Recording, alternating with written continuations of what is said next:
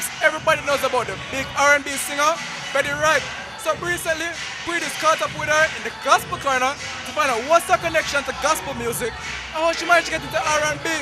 Betty Wright taught the things them. Well, listen, we are focused. PREE the interview here.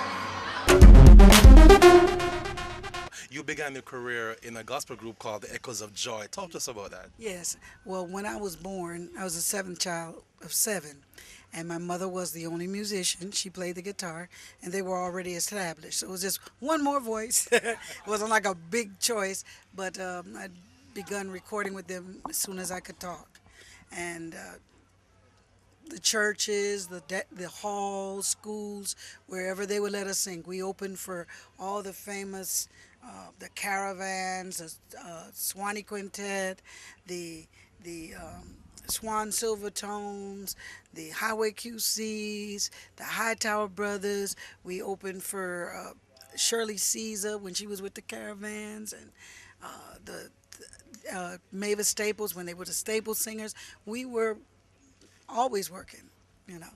And as everybody grew up and grew out, in the R&B culture on the radio, you know, tended to pull because there was really no money to service people in church. They didn't believe that the musicians should be paid. So all the great singers that left church, most of them will tell you, it was because they were starving.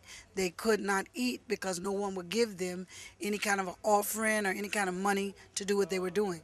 And the Bible says the workman is worthy of his hire. So that is one of the greatest parts of the service of the church is the music. So why not pay a musician or pay a singer to come and do the same thing that you get paid to preach, or you know, you get some form of payment or a sacrificial offering to do what you do. And I eventually sang. I started singing in talent shows, and my mother got in an accident, and she had slipped a disc in her back lifting a football player, and so I had to work. So it was my source of living.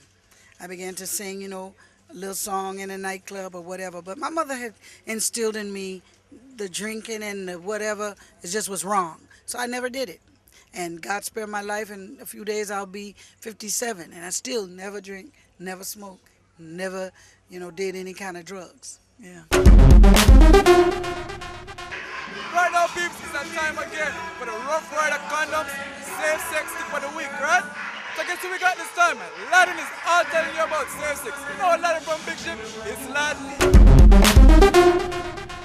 Tell them so we're still hot. We're still hot. You know what Laden, you know. Watch out now. And this is your safe sex tip of the week. You hear me? So there, whenever time you're doing it, make sure you protect yourself. You hear me? You gotta protect yourself. Use a condom or abstinent. Makes sense. You hear me? Colony representing. So yo, peeps, all I gotta say, that's it for this week's edition of PREE. I hope you enjoyed the show.